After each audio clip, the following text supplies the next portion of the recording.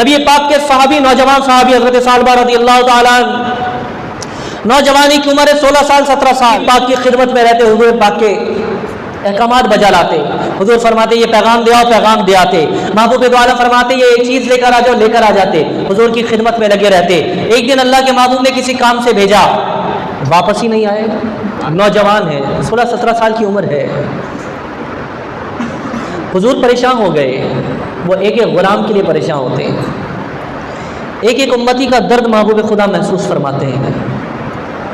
حضور فکر مند ہو گئے، پریشان ہو گئے. صاحب کو بھیجا، حضرت عمر فاروق رضی اللہ تعالیٰ عنہ، حضرت علی کرم اللہ تعالیٰ وجہ الکریم کو بھیجا کہ جاؤ ثعلبہ کو پتہ کرو کہاں چلا گیا، فلاں وادی کی طرف بھیجا تھا. دونوں اصحاب وہاں گئے تو لوگوں سے پتہ کیا نبی کے صحابی اس طرح کے نوجوان اس وادی میں آئے تھے. لوگوں نے کہا آئے، کہا پھر، کہا واپس اسی راستے سے گئے. واپس جاتے جاتے ایک چرواہے کو دیکھا. چرواہے سے پوچھا کیا تم نے اس حلیے کا کوئی نوجوان دیکھا ہے؟ چہرے پر اللہ کا نور چمکتا ہو، آنکھوں میں حیا ہو، چرتی جوانی ہے، اطاعت گزار و فرما بردار ہے. کیا چرواہے تم نے اس راستے آتے جاتے کسی کو دیکھا؟ کہا ہاں، ایک نوجوان ہے، پہاڑی کے اوٹ کے اندر سے اس کی سسکیوں کی آوازیں آتی ہیں، اس کے رونے کی آوازیں آتی رہتی ہیں. وہ روتا رہتا ہے، خود سسکتا رہتا ہے. 10 دن گزر گئے ہیں، یہی آوازیں آتی رہتی ہیں، دن ہو یا رات ہو یہ آوازیں آتی ہیں. کہا تمہیں کیسے پتا وہ نوجوان ہے؟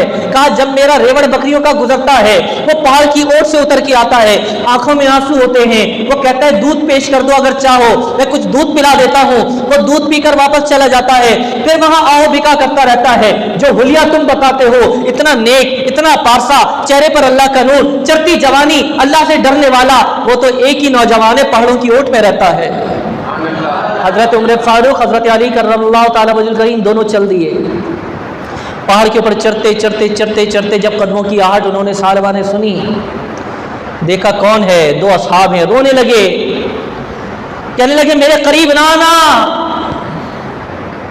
واللہ میرے قریب نہ آنا، مجھ سے گناہ ہو گیا ہے، مجھ سے خطا ہو گئی ہے، اور جو گناہ کر لے وہ ناپاک ہو جاتا ہے. تم نبی پاک کے پاک صحابی ہو. حضرت عمر سے فرمانے لگے، حضرت علی سے فرمانے لگے میری آنکھیں ناپاک ہو گئی، مجھ سے گناہ ہو گیا ہے.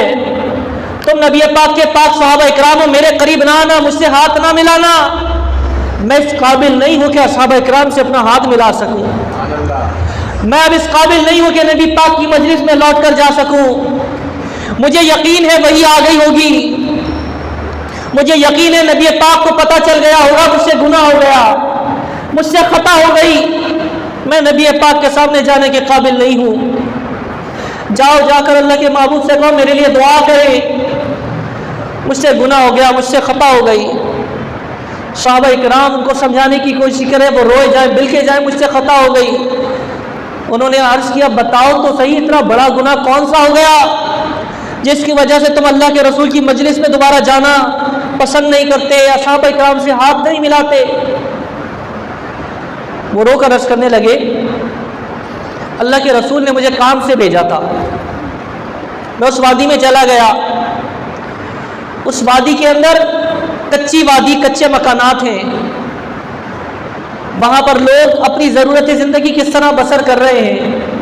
وہاں ایک دوشیزہ نوجوان لڑکی نہا رہی تھی، کپڑے کا پردہ ٹنگا ہوا تھا گھر کے اوپر، ہوا سے اڑا. میری نظر اس نوجوان لڑکی کے بدن پر پڑ گئی ہے، اس لیے میں روتا ہوں، میری آنکھیں ناپاک ہو گئیں. جن آنکھوں سے اللہ کے رسول کے چہرے والضحیٰ کو دیکھا ہو، میں نے ناپاک آنکھوں سے لڑکی کو دیکھ لیا. اب جن آنکھوں نے کسی نوجوان لڑکی کے جسم کو دیکھ لیا ہے، کیسے گوارا کروں ان آنکھوں سے میں اللہ کے محبوب کی زیارت کروں گا؟ اس شرم و حیا کی وجہ سے میں دوبارہ اللہ کے نبی کے سامنے نہیں آ سکتا. جن آنکھوں نے کسی نامحرم کو شہوت سے دیکھا ہو، حدیث پاک ہے اللہ ان کی آنکھوں میں انگارے کی سلاخیں بھونکے گا، دیدے پگھل کر باہر آ جائیں گے، قبر میں لٹایا جائے گا، فرشتے سیدھا کر کے انگاروں کی سلاخیں گھونپ دیں گے، زمین کے اندر چہرہ پھنس جائے گا، یہ تڑپے گا، پھڑکے گا. فرشتے انگاروں کی سلاخیں بجھنے کا انتظار کریں گے، آنکھ کی چربی سے سلاخیں ٹھنڈی ہوں گی، فرشتے کھینچیں گے، اللہ آنکھ کو سلامت کرے گا، پھر یہ سلاخیں انگارے میں جہنم میں دہکا کر دوبارہ اس کی آنکھوں میں گھونس دیں گے. محبوب فرماتے ہیں جس نے اپنی آنکھوں سے غلط چیزیں دیکھی ہیں، بدنگاہی کی ہے، قیامت تک اللہ اس کو یہ عذاب دیتا رہے گا۔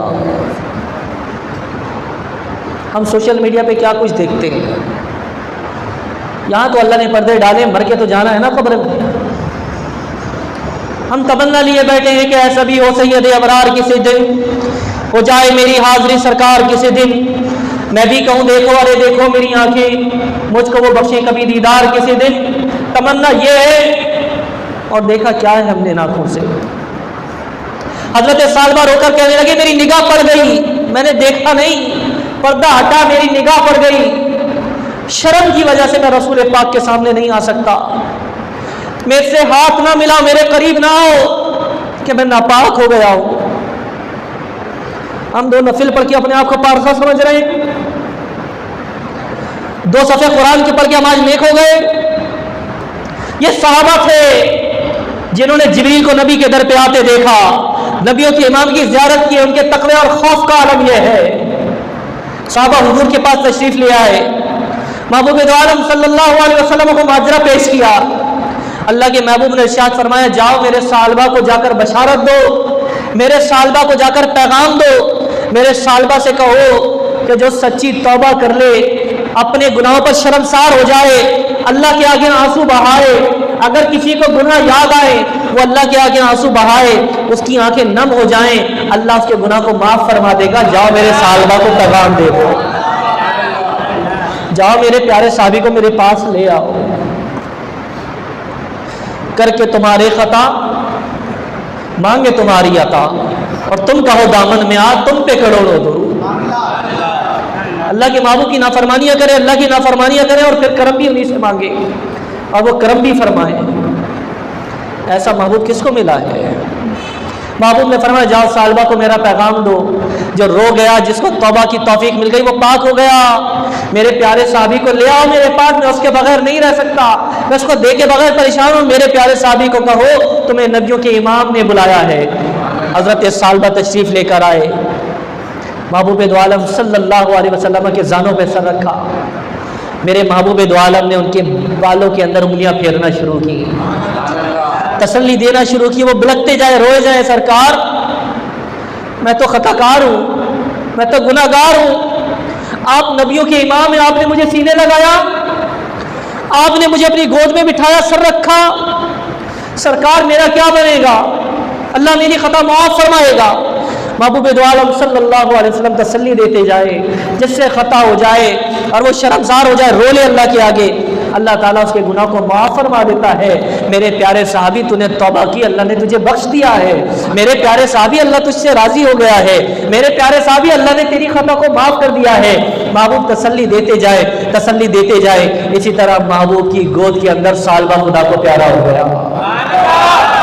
محبوب نے اعلان فرمایا جس نے جنتی شخص کو دنیا میں دیکھنا ہے، جس نے کسی اللہ والے کی زیارت کرنی ہو، جس نے کسی ایسے شخص کو دیکھنا ہو جس پر جنت دنیا میں واجب کر دی گئی ہو، جس کو اللہ کے رسول نے پسند کیا، جس سے اللہ محبت کرنے والا ہو، جو پاک نوجوان ہو، اگر میرے صحابہ کسی نے جنت کو پانا ہے، آج ایک ایسا جنازہ ہوگا جو جنازے میں شریک ہو گیا، اللہ اس کی بھی مغفرت کرے گا، میرے صالبہ کا جنازہ ہوگا۔